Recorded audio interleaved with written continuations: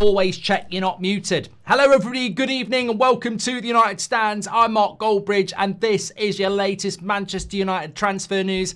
And for the second time in a week, we've had a brief from the client journalist crew about how well Manchester United are doing. We're going to get straight into that, of course, but apparently Man United have come out of the blocks in this transfer window and are doing things they haven't done before, and they're very relaxed about what they're doing. It's a shame that there are clubs like Liverpool and Man City who are doing better, making them look absolutely inept, but they're happy. They're doing a good job. And apparently, if we go on the tour with Mbeumo and Cunha, we're sending a big statement out to the rest of the Premier League. What a bunch of prats. We'll be calling that out, of course. Onana is apparently going to turn down any moves out of Manchester United as he is determined to prove you, me and I and everyone wrong. Marcus Rashford but spent the day flirting in Spain with Spain. Apparently his idol is Thierry Henry. And yet I've seen interviews with him saying Ronaldo's his idol, Rooney's his idol, Messi's his idol. He's got more idols than Pop Idol. And also we'll be talking about Garnacho, who wants to prove Amorim wrong in the Premier League. Maybe you should have done that in a Man United shirt because we play in the Premier League. Yes, it's hot. Yes, we're hot. And yes, we're saying it how it is tonight. Welcome very much to the show. I hope you're doing very well. Lots for us to get into. Yeah, of course, your normal observations as well. But we have got some good topics to get our teeth into tonight as we say it how it is, of course. So, look, we're going to start off. We had it this week already, so it's not exclusive. We've already had the PR piece. I forget who it was from. Was it Laurie Whitwell in The Athletic? Or was it James Ducker in The Telegraph? One of the two. Start of the week. United are doing well in the transfer window, blah, blah, blah, blah, blah. We've had another one today from another of their clients, the Manchester Evening News. I mean, let's not forget, the US tour will be happening in 3 weeks' time, and they all need to get their exclusive interviews. So despite slagging the manager off for about 6 months and saying vile things, as long as you say good things 3 weeks before the tour, you're back in the crew. The hypocrisy of how Man United run themselves and these prats of journalists makes me sick. But we don't. We say it how it is. So here we go. A bit of PR. Can you do a bit of positive PR for us, please? Even though you've been slagging our manager off all season, can you do a bit of PR and we'll give you an interview with him? Hypocrites. So here we go. Manchester Evening News. Sources at United spoke about the desire to come out of the blocks in this transfer window. Ideally, they would have had 2 new forwards in the building, but Liam Delap chose Chelsea. Minutes after Delap's decision had been reported, United staff in Hong Kong were in a relaxed mood and stressing there were contingency targets. If they have Mbeumo and Cunha in for the US tour, that will send a statement that things are changing. Okay, pick the pips out of that one, everybody. Pick the pips out of that one. Apparently, we're coming out of the blocks, and not getting Delap was a setback. I'd call it a fucking bonus. I mean, if we thought we were hitting the bloody... If we thought we were coming out the traps quick by signing Cunha and Delap, it terrifies me who's running this bloody football club. I actually think not getting Delap was a godsend. And yet that was United's plan. Delap and Cunha, and that would have represented running out of the traps of this transfer window. They actually think they're doing a good job. They actually think because they've got Cunha in, they've done something they haven't done before. Mason Mount, 2 years ago, was in very, very quickly. Dan James, years ago. Victor Lindelof. We've bought players before the middle of June, before, you absolute imbeciles. We've done this before. You haven't reinvented the wheel. You're just treating United fans like bloody mushrooms. You think they're stupid. A quick Google search will tell you we've bought players before the middle of June before, you bloody idiots. You've not come out of the blocks quick. You're not acting quick. Liverpool have got 4 players in the bag. Man City have got 4 players in the bag. You've got 1. And you think if you go on the US tour with 2, you're doing a bloody good job. God, what? Spend time doing your bloody job instead of doing PR bits with bloody idiot journalists. Come on. What? I despair. Another day passes, another bit of PR. We have not come out of the blocks quick. What the hell? Like, we have not done anything in this transfer window that's different to any other transfer window. You are not quick. If you think you're quick because you've got Cunha, you're not quick. You're genuinely, I'm not even joking. It's not even sensationalist. This is not quick by any stretch of the imagination. This time last year, we were basically done with Xerxes. You know, we knew we were going to get Xerxes. We were just waiting for July. Probably the same with Mbeumo. You're not moving fast. What are you relaxed about? I don't get it. What are you so relaxed about?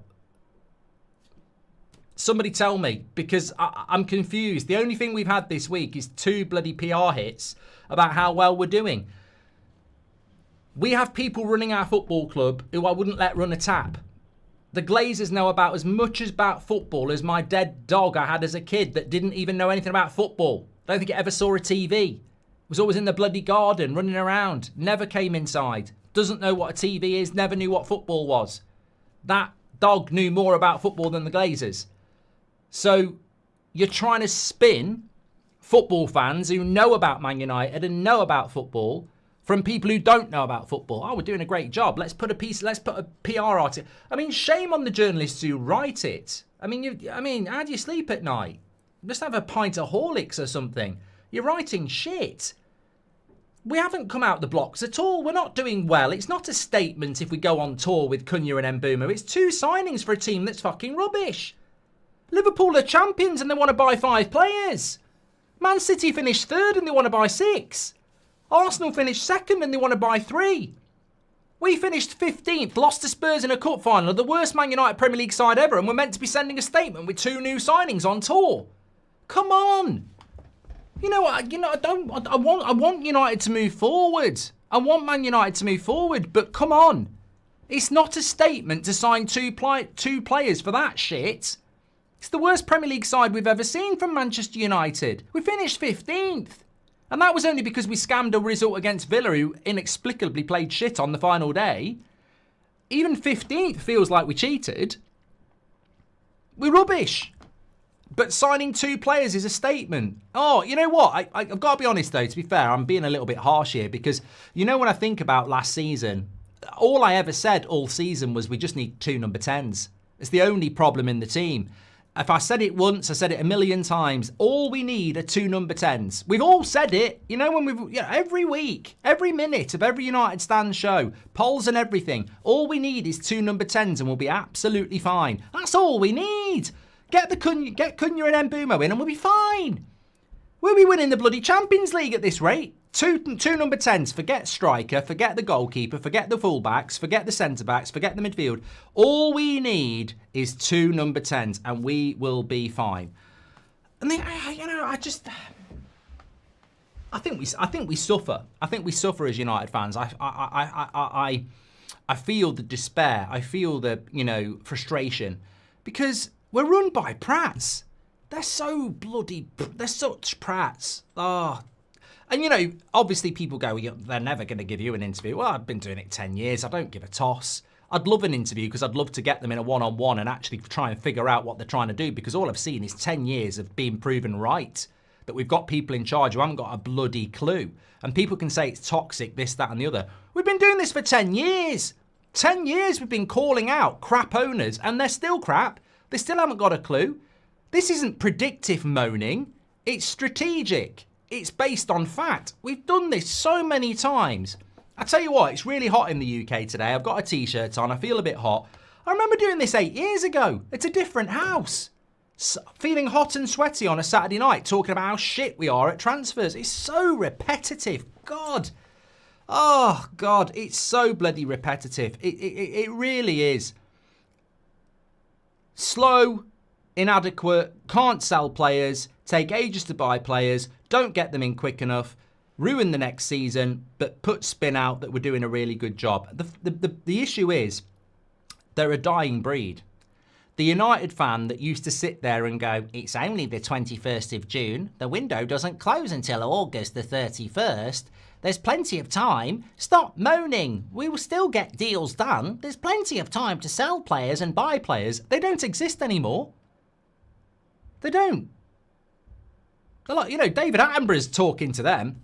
There was a time when there used to be lots of Manchester United fans defending the Glazers. Yeah, they don't exist anymore because even they've woken up and realised that there's a fucking pre-season coming up in 3 weeks. There's a US tour coming up in 4 weeks. All we're going to have is Mbeumo and Cunha at this stage. Like, we're so bloody slow. I know I spoke about it this morning, but it's the It's the PR that comes out about we're doing a good job, we're hitting the ground running. Who's in charge of this bloody football club? Where have they been for 10 years? They've either been on the bloody most remote, they've either been hiding in Spurs trophy cabinet for the last 10 years, or they've been in a bloody coma. What about this summer transfer window do they think they're doing well at? It's no different to last year. You've not done anything different to last year. You're not moving quick at all. Absolute prats, knobheads, joke, absolute joke. I'm ready for the welcome home Man United social media post with pictures of Rashford smiling in training and it being celebrated as a new signing, says 1 Inch Wonder. Don't forget we extended Apollo Tyres partnership. You made me feel a lot better now. You have made me feel better, Kyle. People talk Cunha deal up. It was a paid release clause, nothing great, standards are low. I mean, can I just say, well done to Mainoo. I mean, yeah, we're quick out of the block signing Cunha. Paid a bloody release clause. HSBC could have paid that. 62 million and you get Cunha. Old Alan Sugar could have bought him. Like, he's got a release clause. We weren't quick out the box. We paid what Wolves wanted. Deal done. End of story. Didn't negotiate anything. He's got a release clause. Are you going to pay it? Yes. Okay. Oh, you bloody... Oh, God. You seen what Man United have done with Cunha? Oh, I tell you what, that's quick business. They basically paid a fee that makes him have to sign for Manchester United if he agrees to. Whoa, come on. Bloody... Look, they're mad. They're crazy. They think they're good at their job. The only way you're going to get praise is by actually doing something. Mark, honestly, I think we'll be title challenging this season. Give Rashford a chance, as Wesley. Okay, I'll leave you to the chat. Desiree, welcome to the Members Club. We're signing ghosts, says Tumbleweed. Someone in the live chat saying bring back Fellaini, says James. I think he might have retired. Look, I had to get it off my chest. I saw the article at lunchtime and I thought that's what I'm leading with at 8 o'clock. Man United, quick out the blocks, sending a statement if they've got Cunha and then... I mean, you asked... Can I just say, actually, because I want to talk about Rashford and Garnacho. Can I just... And Onana. Man United, in fairness, if we go on tour with Cunha and Mbeumo as our only signings and nobody sold, we are sending a statement. They're absolutely right. The problem is we're not sending the statement they think they're sending. They think they're sending a statement of efficiency, speed, and a good transfer window. The statement they are sending is we are a bunch of arseholes and we're shit at our job. Prepare for a shit season. 2 number 10s ain't helping us out of this problem. They'll help. They'll improve us, but they're not helping us out of this problem at all. And I think we all know that. United can't work on multiple deals. It's shocking. Players need in for Amorim's pre-season. It doesn't look like it will happen. Sad times, Mark, says Phil. Love from Sweden. We all need a hug, says Mikael. I'm ready for the... Anyway, done that from 1 Inch Wonder. Amorim will be left in November. Then we will have a new coach who will bring his own system needing wingers. Then we'll start chasing wingers again in January, says Maxwell. Well, look, talking about wingers, some interesting comments have come out from Marcus Rashford today. Some people have been losing their shit about it, to be fair. I actually sort of sympathise with him a little bit because he's basically on the beg. He basically said, look, there's a few things that he has said, but he's on the beg. He's trying to get a move to Barcelona, isn't he? I mean, let's be clear. He still wants to play for a club in the Champions League, of course. But he's basically in Marbella. He's doing a bit of pre-season work. He did some interview with a couple of Spanish lads, I think, and he was asked about whether he'd like to play with Yamal. He said, "Yeah, for sure. Everybody in the world wants to play with the best, so hopefully we'll see." So obviously, desperate to still play for Barcelona. But he went further than that. And this sort of caught a few people out, really, because he basically said, Thierry Henry has always been my role model. Just like him, I'm really starting to enjoy playing as a number 9 more and more. And of course, Thierry Henry is another player that played for Barcelona. So people have been sort of like going, well, he's not a number 9. What is he talking about? What is he talking about, Thierry Henry? He's been at Man United since he was in bloody nappies. And he's talking about an Arsenal great. Is he doing it to wind us all up? He's never mentioned Thierry Henry before now. He's still a Man United player and he's out there in Spain bigging up an Arsenal player. Piss off to Arsenal. A lot of people have been saying that. Look, honestly, I think we've got enough to worry about and it's not Marcus Rashford. Honestly, I don't know whether this is Goldbridge maturing in his older age, but I know 10 years ago I'd have probably lost it. But I actually don't give two shits either way. I mean, if you want to get angry and frustrated and say it, say it. If you want to don't care like me, don't care. I don't care. I don't care. I've listened to Marcus Rashford say when Ronaldo left, I think he was in an England press conference, that Ronaldo was his role model. I've heard him say Wayne Rooney was his role model. I've heard him say Messi was his role model. And now Thierry Henry is his biggest role model. As I said, he's got bloody more role models than Pop Idol. It's a joke. I don't care. He's obviously flirting with Barcelona. And good, you know what? At least, can I just say well done to Marcus Rashford? At least he's actually doing something, trying to get a fucking transfer. United wouldn't know their arse from their elbow. Like, if he's flirting with Barcelona and they fall for it, great. He's gone, he's got his dream move and we've got rid of him. I don't have a bloody problem with it. As if Thierry Henry's his biggest role model. I've never heard it before in my bloody life. But he's fallen out with Amorim. He's probably not happy with Man United. So he's probably quite happy to tell the truth and say, you know what, my biggest role model's actually an Arsenal legend. I mean, he was never going to say that. Never going to say it. So maybe Thierry Henry is his biggest role model. Maybe he's not even lying. But he's never going to say that 3 years ago, was he? You've just signed a new contract for Manchester United, Marcus. Who's your biggest role model? Yeah, it's Thierry Henry, actually, you know. I've never said it before, but now I'm on 300 grand a week with a massive contract. Yeah, I just loved him at Arsenal. Yeah, I just think he's a brilliant player, and I absolutely love Thierry Henry. Next question. What's the favourite game? What's your best game you've ever watched? Well, I think it was probably the Invincibles, you know, when they won it. Yeah. I mean, I really don't care. Maybe he's telling the truth because he's allowed to tell the truth because he's not brandified by Man United anymore. Or maybe he's doing it to wind us up. Or maybe he's doing it to get a move to Barcelona. Or maybe he's just changed his role model because he's playing up front now. Or maybe I just don't give a shit. Maybe I don't. If he thinks he's a number 9, great. I think you're a winger, mate. I'm paying you a compliment. I think you're a left winger.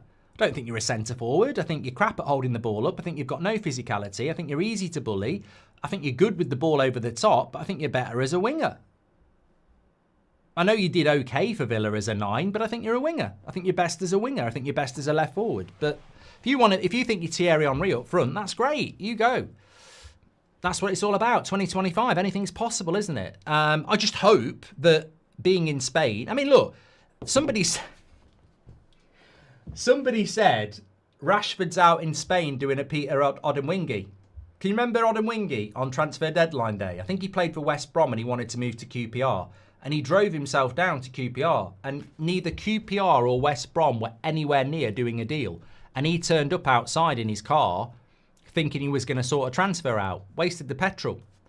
Somebody on Twitter today was saying Rashford's out in Marbella doing a Peter Odemwingie. He's actually gone to Spain to get the deal done, but they don't want him. I don't know about that. I think people are taking the piss too much. Look, I hope he gets a move to Barcelona. I don't think he will. I think it's going to be protracted. I think we're dealing with a very, very difficult player to move on. But if he's flirting with them and, you know, saying the right things and it works, fair bloody play. I couldn't give a shit. Don't want him on the tour with Man United. Don't want him back for Man United. I don't care. I really don't care. His haters are just scared of him going to Barcelona, says Robert. Mate, I don't know, because I don't hate on any player. I would be very pleased for him if he went to Barcelona and I'd wish him all the best. I just think he needs to end this relationship with Manchester United, and today was another reminder of why. There is a lot of toxicity. And at the end of the day, I'm not a big fan of Rashford over the last couple of years, but Amorim basically, publicly said he was shit and he doesn't try. We can't then hold on to, you know, well, you've got to be respectable to Manchester United. I mean, has he been respected? Did he deserve that respect? I don't know. He just needs to find a move. How can Rashford not have an ego with as much people as talk and focus on him? Can't blame him for that. It's on those who give him the platform, says Simply Red. Lucas says, I love your shows. Can you wish me a happy birthday on my 18th birthday? If you could take any keeper, which would you sign, says Lucas? Well, happy birthday, first of all. 18's a big number. And have a great day, whatever you're doing. As for taking any keeper, which would you sign? Well, instead of Onana, I'd rather have a cutout of Emi Martinez in goal. Not the real thing, just a cardboard cutout. You know, as long as it's got a big, heavy couple of bags of cement around it so that when it hits it, the ball bounces away. I actually think a cardboard cutout of Martinez with a few bags of cement behind it, if you took a shot, that cardboard cutout would probably put it out of danger more than Onana would. So there's probably a list of thousands of goalkeepers I'd take over Onana, but it's actually, you feed into quite a good point, Lucas, because I don't know how reliable this is. I've spent most of the day, like Seb had his presentation at lunchtime, so I had a couple of drinks there, got back, really hot, went out for a meal and beer garden. So I've had a few drinks today. I'm not pissed by any means, but I've not been as up to date with things as I normally would be. So yeah, it was Team Talk. Who are they? Who are you, Team Talk? Are you just an aggregator, football transfer news from around the world? Okay. Andre Onana's set to turn down Monaco's interest, determined to silence his Manchester United critics. Interestingly, Paul Hurst in the Times, which completely contradicts what Fabrizio said, so take your pick, because Paul Hurst is a journalist who attends Man United press conferences, works for the Times in the UK, says that Monaco have approached Onana's representatives over a potential move, but the goalkeeper is minded to stay and fight for his place at Manchester United. Monaco asked his camp to be kept updated on his situation. No formal bid has been made. So it sounds like there may have been inquiries with Onana, but Onana wants to stay. Hey, ho, here we go. Welcome to Man United, where player power lives and thrives. Onana can choose his future. Look, I'm not even going to say anything about sources or anything like that, because there's no point. This is just pure opinion. If you're a manager, you're meant to be in charge. I can't imagine Sir Alex Ferguson, when he had Mark Bosnich at the football club, saying to his board, I want to get rid of Mark Bosnich, and the board saying, well, it's up to Bosnich. We will replace him if he goes, but it's up to him. So Sir Alex goes up to Mark Bosnich and says, it's not working out, fella. I want you to leave. And then Mark Bosnich says, you know what, mate? He is Australian. I appreciate, you've done a good job, but I ain't going anywhere, cobber. And I imagine Sir Alex going, oh, well, you're in goal for the rest of the season. I mean, this is how this football club's fallen apart. We've basically got players now that when we ask them to leave, we ask them to leave. Will you go? No. Oh, okay, you're first teamer again. And we wonder why we don't win Premier League titles anymore. And we wonder why the club's in a mess anymore. David Beckham, Ruud van Nistelrooy, Roy Keane, Jaap Stam, Paul Ince, Mark Hughes, Andre Kanchelskis, all players that I look back as a little bit older and say every single one of those players, Kanchelskis, Hughes, Ince, Stam, Keane, Beckham, every single, Van Nistelrooy, every one of those players have contributed to happy memories of our success over the years. And every single one of those players got kicked out for different reasons. Every single one of those players had their United career cut short because of the manager. And they were performers. They were deliverers. Beckham, Keane, Van Nistelrooy, etc. They delivered in a Man United shirt, and Sir Alex said, get out. And they got rid of them. Flip it round now. This is a simple lesson, and it needs to go to Barada and every United fan that thinks we've got a chance of being successful. When you've got a manager that's got the power to remove David Beckham in his prime, Roy Keane, the greatest captain we've ever had, Van Nistelrooy in his prime, Jaap Stam, one of the best centre-backs in Europe, Hughes, Kanchelskis, all those players. Sir Alex Ferguson got rid of those players because he wanted to, and the club let him do it. You've now got Ruben Amorim at the football club who can't get rid of players he doesn't even want. But we're going to be successful. We've got a CEO who says he's optimistic. Mate, optimism and words don't deliver results. Look at the recent history. Look at what Sir Alex Ferguson did with legends. You won't let this manager do it with shit. I can't imagine a situation where I am a manager and I'm saying, I want to get rid of that player. And the board say, well, ask him. And I come back, he says, he said, no, we can't get rid of him then. Are you having a laugh? I want to get rid of him. He said, no. He said, no, I'm in charge. Get rid of him. We can't. Tickle him and see if he'll do it. What do you mean bloody tickle him? What do you want me to do? Offer him a bloody holiday and bus fare as well? Get rid of him. I don't want him here. Well, it's difficult. It's difficult. And that's how we're being run. That's how we're being run, isn't it? His haters done that one from Robert. I'm sick of hearing from these owners and co-keeping saying they're doing well in the window. United is so bloody frustrating. Glazers and Glinios out, says Zane. Evening again, Mark. Not football related, but just found out my wife is expecting our first. This community is the first to know. As long as you were the first to know, James, everybody's happy. Congratulations. Look, it's a joyous thing when you're having your first child, and I wish you, James, and your wife all the best for what is a very magical time. Absolutely fantastic. Lovely. This is a real community, and it's always nice to share what's going on. Let me just read that back again, James. Yeah, wife expecting first child. Good. I was just confirming. United can't work on multiple deals. It's shocking. Players needing for Amorim's pre-season. Doesn't like it will happen. Sad time, says Phil. Much love from Sweden, says Mikael. Okay, I wanted to talk about Garnacho next, actually. Let me see if I can... I might be doing... You know what? I feel like McDonald's here. Some of these sources might be a bit shit tonight, but it's team talk again. I don't even know who they are. That's a double shout-out for them. Should be getting paid. Garnacho is I mean, look, this could be bollocks, it could be true, but look, if he wants to stay in the Premier League, I suppose 2 + 2 is 4. Garnacho is determined to prove himself in English football and show Ruben Amorim he's wrong. I like Garnacho, right? I really do like Garnacho, and I think he's going to be a really good player, and I think I'll get proved on that. But you know what? Even I read stuff like that and go, there's one problem with this. It's like Rashford proving Amorim wrong. Like, why not prove him wrong by doing it here? Like, why do you need to stay in the Premier League to prove Amorim wrong? Why can't you prove him wrong here? Like, he basically picked you every game from January to the Europa League final. Admittedly, he shouldn't have dropped you for the final. And I understand that there has definitely been a breakdown in communication and they will never make friends again.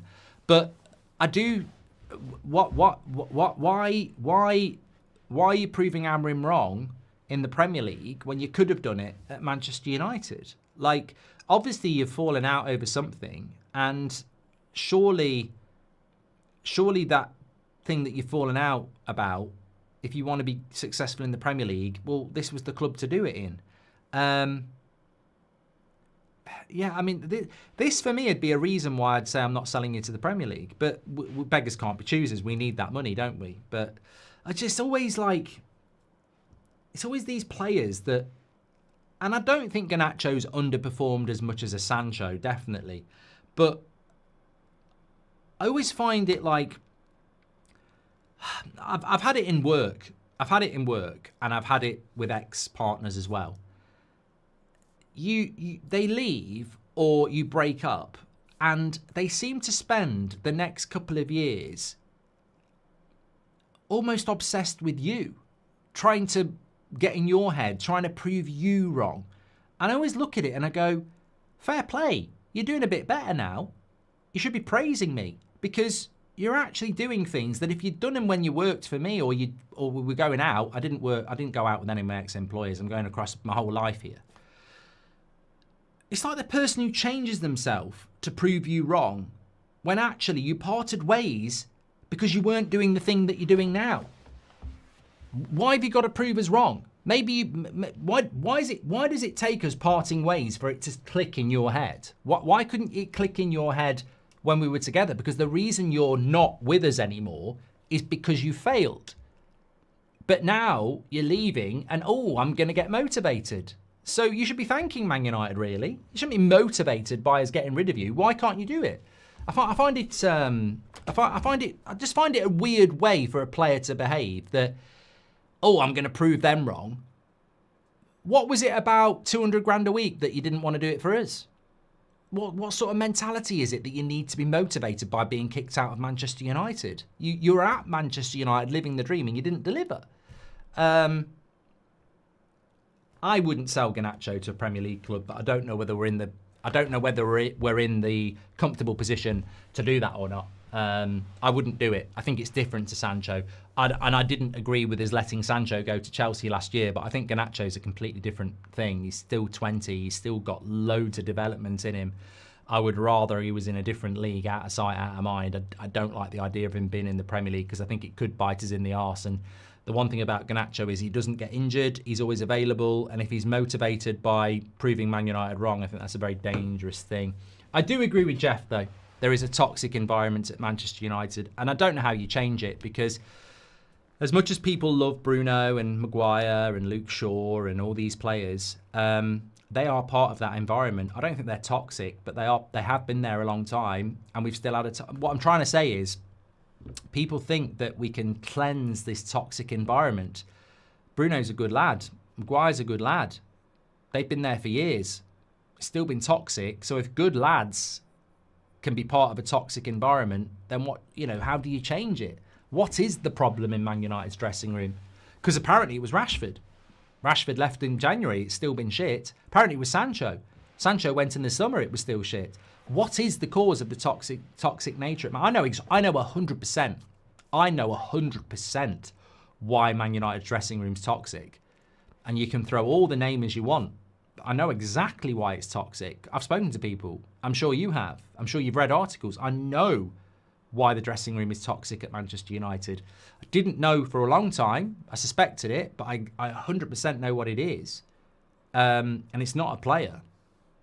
It's the Glazers. There's a lot of United players who can't fucking stand the way that club is being run. They can't stand it. They've seen so many people they like thrown on the scrap heap over the last 12 months. Backroom staff, canteen staff, fitness staff, admin staff.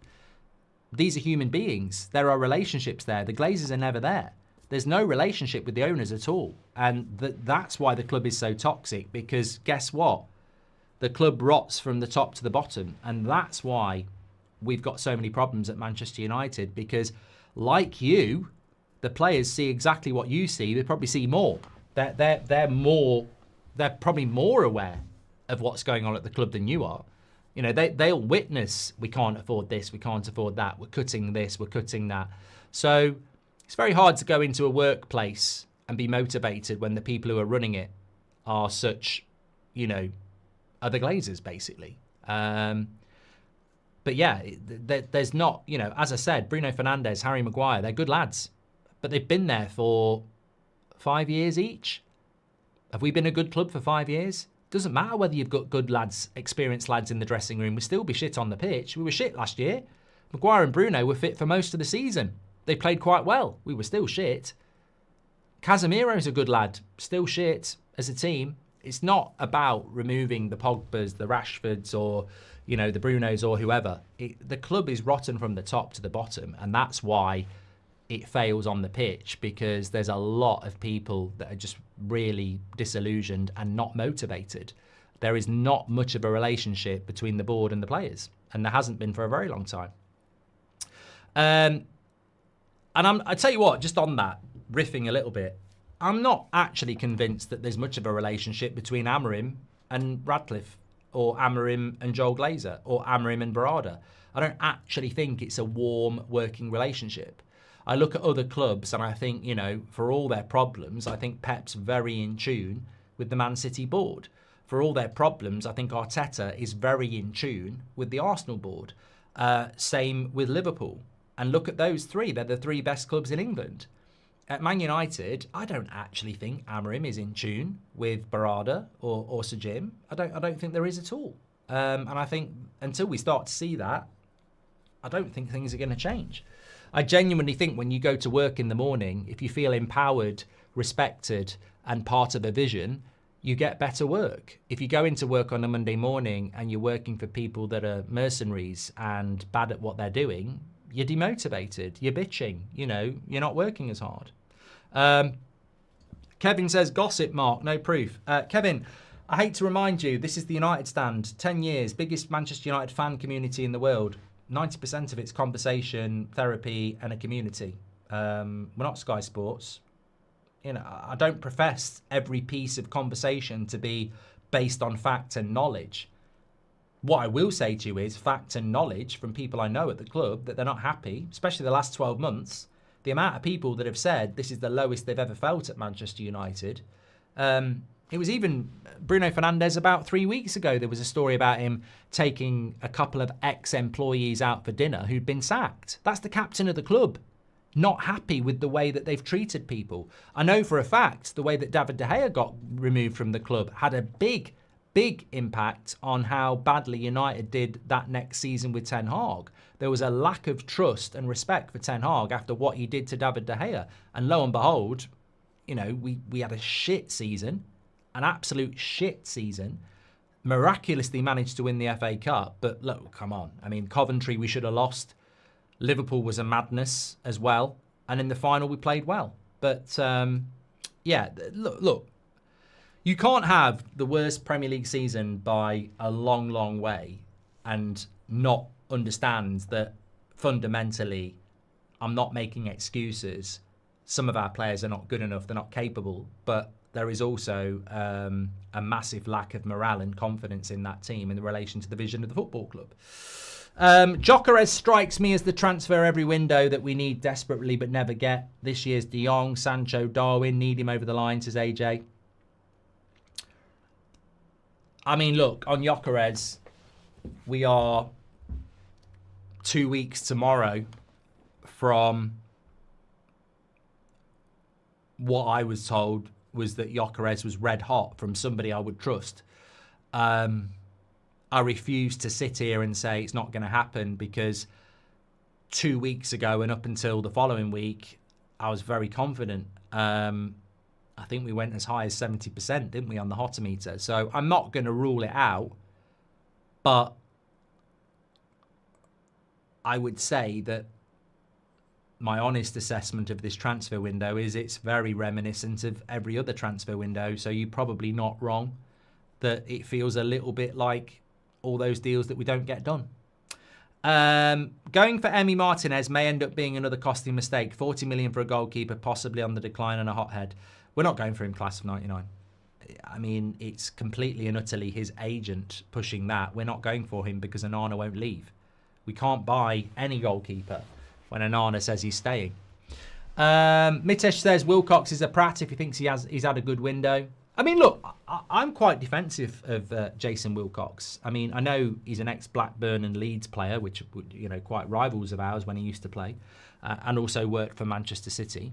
But there is a belief that he has talent.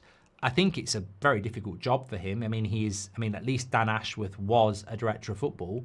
Jason Wilcox was a youth person at Man City, had 1 year at Southampton in the Championship, and is now Man United's basically director of football. That's not best in class. That's another learner driver. And I think he has got talent, but he's ridiculously young in service. When you look at what Arsenal did with Berta, everybody in the industry knows who Andrea Berta is. It's a bit like the guy at, what's his name at Monaco? I want to say George Mendes. His name is not Mendes. But look, Jason Wilcox is not experienced. He's a learner driver, and therefore I think you have to cut him some slack. Like the Liam Delap thing was embarrassing. And I know that United were very shocked. And I know that Wilcox thought he had that done because he'd worked with Liam Delap. And honestly, you can take this or leave it, but there was a genuine belief that Man United had Delap. And they were genuinely quite shocked that not having European football was the reason that he went to Chelsea. I think if we'd had European football, we would have got Delap. Now, whether that's good or not, I don't know. But, you know, Wilcox wanted Delap, thought he'd got Delap and didn't get Delap. So, you know, he's missed out on a target. He doesn't know who his next target is at the moment. We're sort of waiting in line. Cunha was a piece of piss. You pay a release clause, nobody else did it. So I wouldn't say that was, you know, crap work. It was a good signing, but no one else wanted to pay that fee. We did. Therefore, he becomes a Man United player. Mbeumo will be a good signing when it happens, but there's a lot more that needs to be done than that, of course. Why did Tonali get the boot from AC Milan against his will, but Onana could choose to stay, says Kevin. Do you think if Rashford went to Chelsea that he'd say his role model is Danny Drinkwater? Danny is a builder now, by the way, says Parker. Coolio says, I get bullied in school because I'm deaf, and your videos help me. Thank you, Mark. You're a good person. Well, mate, I tell you what. And you've got cerebral palsy as well. We're a big community, mate.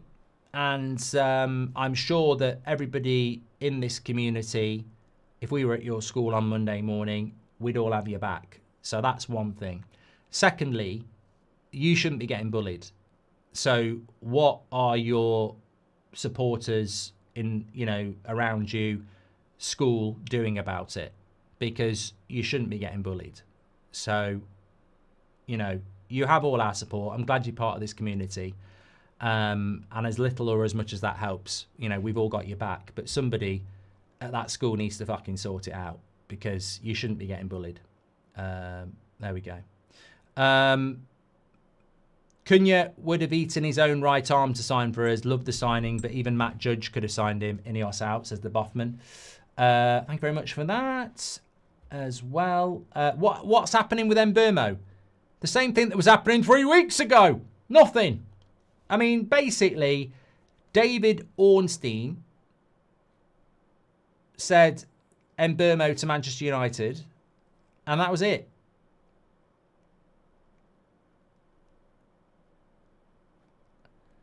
And we've not really, and basically for 3 weeks, it's just been, here we go, getting closer. But, yeah, not a lot. Not a lot.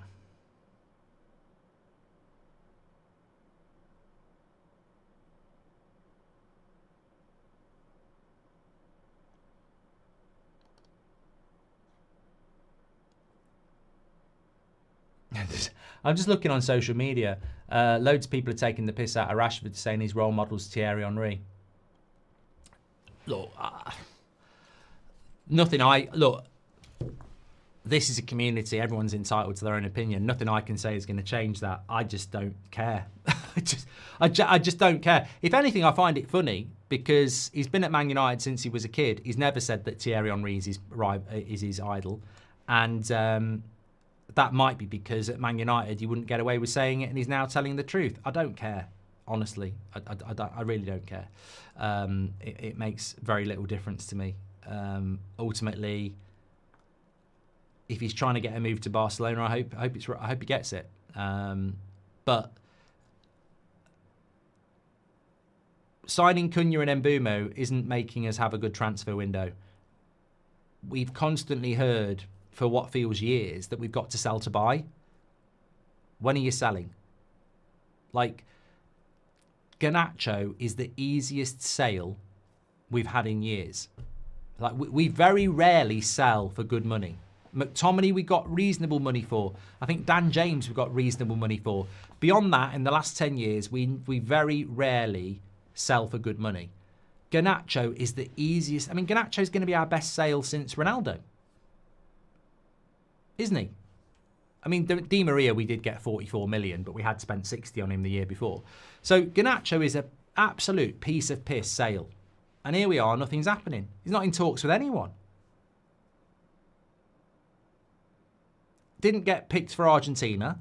Isn't in the Club World Cup. Nothing happening. So the most open goal sale of the summer, and we're not doing anything with it. Probably going, when do you want to start thinking about going? I'm on holiday, fuck off. Okay, we've not said anything for a few days, Alejandro. Any thoughts? Fuck off. Oh, okay. We'll give him till mid-July. He'll be back in training next week. Well, look, he's a youngster, let's try his agent. It's just like, I mean, Liverpool are selling Kwanzaa to Leverkusen in the space of a few days. Don't think even Liverpool fans thought it was going to happen. We should be pushing to find a club, yeah. It's an easy sale as well. It's pure profit. There's a lot of people interested in him. He's a good player.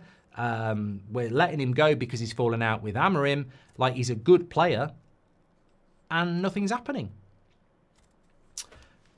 Slow. Ndibwa says, is Garnacho an academy success story? I mean, look, I don't think so. I think when you're letting him go at 20, it's a failure. But there are aspects of it that's been. I mean, look, I don't really want to talk about it. I think it's a touchy subject with me because I think Man United's youth policy is very important to me and many other people, and I just don't believe that.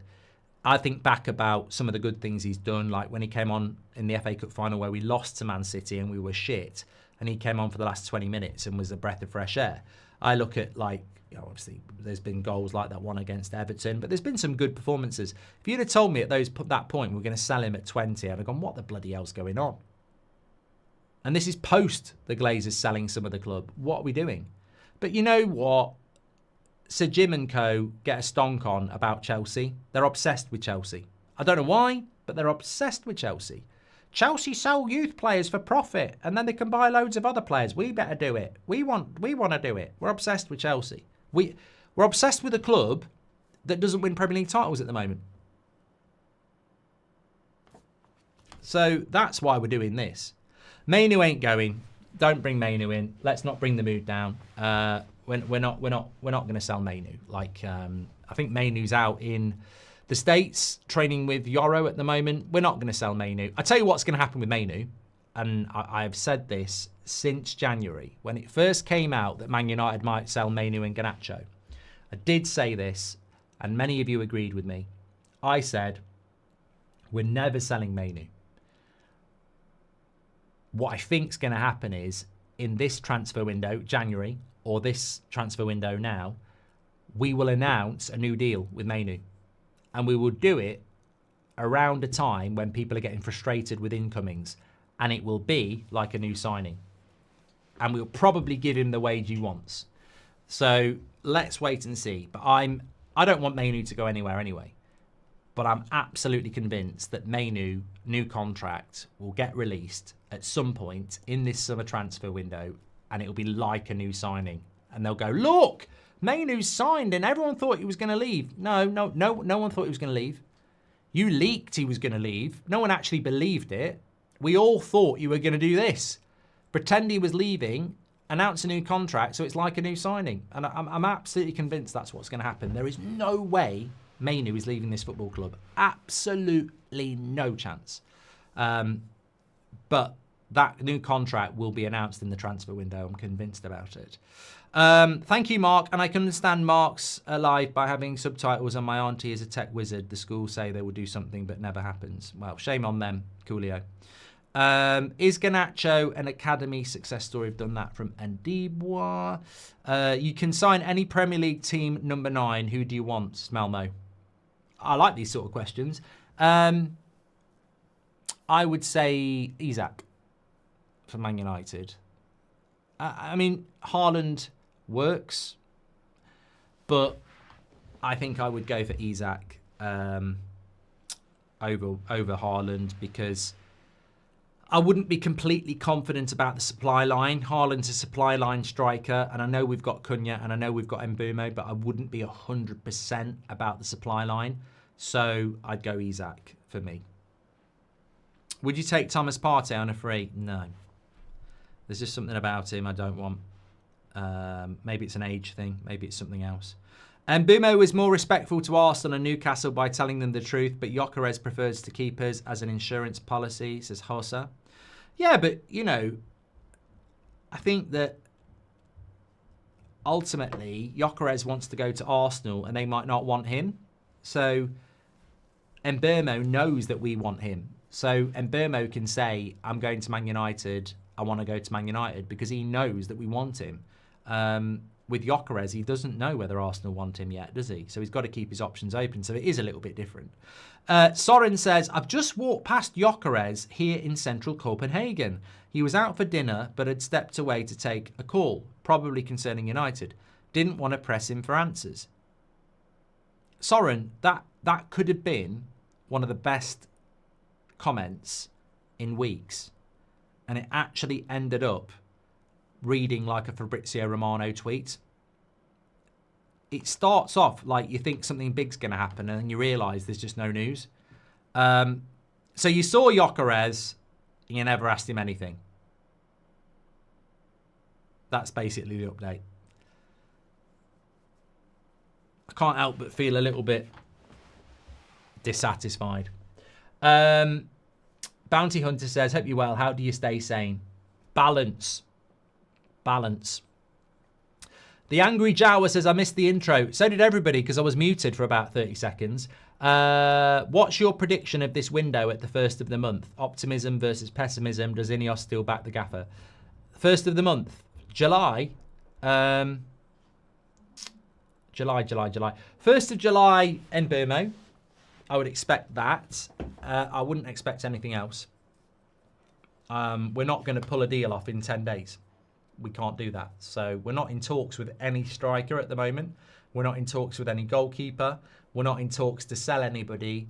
So 1st of July, the only deal I can see is Mbeumo. I genuinely cannot see any other transfer being done before the 1st of July, which is 10 days away. And let's not forget, tomorrow is Sunday. There's another Sunday in there as well. So take 2 away. Probably, so that takes it, yeah, you got a week to do. No, it'll be Mbeumo. That'll be it. That'll be it. What I will say as a bit of optimism is I'm not saying we won't sign a striker. I'm not saying we won't get rid of Rashford, Sancho, Garnacho, Anthony. I'm not saying we won't get a goalkeeper. What I am saying is we won't get them in for the start of the season. We won't get them in for pre-season. This is following a very, very, very consistent path. Abraham says, would you put Rasmus in the same category as Onana, Anthony, Sancho? I've read plenty of articles saying Rasmus wants to stay, but is clearly not good enough. I wouldn't, because I don't actually know what Amorim wants to do with him. And that's genuine. I don't know what he wants to do with him. The player wants to stay, but I don't know what Amorim wants to do with him. Having said that, I absolutely am 100% convinced that if Amorim said to Rasmus, you're not part of my plans, he'll go. Because he's 22 and he's got offers on the table. So he will go. I don't think Onana will go. I like to get proved wrong, but I don't think Onana seems to be saying, I'll prove everybody wrong. Well, you shouldn't get that. You shouldn't get that chance. If the manager says, I don't want you, it's not your choice to prove him wrong. If he's made his mind up, you should go. Have some pride. Hauser says, Onana's been shit, truly, and deserves the stick. How about the 70 million waste of space? Does he deserve protection, says Hauser? Well, I think we just answered that question there. We haven't finished above 60 points in 3 of the last 4 seasons, says Daniel. Chris says, I called Onana a twat, not you. I didn't notice if you did call me a twat, Chris, unless I've forgotten it. Game 7 tomorrow. Who's winning the NBA championship, says Mazraoui. I don't know. Chat, let him know. Which United flop from the past would you bring back now to improve the current team? I would love Veron, says Slazy. I choose Sada. I don't know. If you could give me prime Falcao and not the injured one, I'd take him. I mean, really, I'm thinking about a striker, aren't I? Give me a striker that flopped it. I don't know. I don't know. It's a tough question because they did flop, didn't they? Poochie says, reminder that a guy from Southampton is overseeing our transfer policy. Do we know the release dates for the next 2 kits, says Smoggy? Big things usually happen around these dates. I heard we were releasing a new kit this week, but that seems a little bit soon to me. So I don't know, but you can guarantee that a new kit release will prompt a new signing. It might speed us up on Mbeumo for sure. Yeah. Yeah. Okay. Thanks everyone for watching tonight. Good show, really enjoyed it. Nice to have a bit of passionate conversation, shall I say. And also nice not to be talking about Ekatike, Gyokeres, Mbeumo and Osman in any depth, really. Because they're just boring stories, if we're being honest. Nice to have a hardcore community conversation, actually. I think, look, summer transfer windows brings a lot of people in who want to discuss transfers, but we are basically a community of people who watch most shows, and I feel like tonight it's been that sort of a community vibe rather than, oh, what's happening with Mbeumo, this, that and the other. Fabrizio's just dropped a video. Let me just have a look if there's anything in there anything for us. I'd be surprised if he hasn't mentioned Man United. Ekitike, Liverpool option. Napoli want Darwin Nunez. Yeah, nothing. He's not mentioned anything about Man. Oh God, when Fabrizio's not. It's a 7-minute video with 15 different topics, and none of them are to do with Man United. So when Fabrizio's not talking about Man United, you really do know there is nothing going on with Man United. There we go. Thanks everyone for watching. Appreciate that. Somebody just said something's broken. Pick it up then. Have a quick look. Oh yeah, there is something about Sancho. His fee would be high. His fee's not a problem, but his salary is too high. Yeah. Look, honestly, when it comes to Jadon Sancho, I just don't care. I just don't care. I just don't. I'm not emotionally attached. Thanks everyone for watching. GGMU says, I have a strange feeling that United will start to get better in 2 years. That will coincide with us finally being able to get rid of players with huge wages like Shaw and Rashford. Simon says, what about Diego Forlan? Yep, good question. Good point. We're back tomorrow. I don't know whether I'm doing a morning show tomorrow. I've got a football tournament with Seb tomorrow. So and he won Players Player of the Year this year, which I think is always a good vote. So I'll either do a really early one or I'll do it when I get back, sort of around midday, 1 o'clock. But realistically, I don't think it's going to matter. Thanks everyone for watching. Speak to you soon. Take care. Stay safe. Love the show tonight. What a community we've got. It's nice just to spend time and have a bit of back and forth. I'll speak to you in a bit. Take care.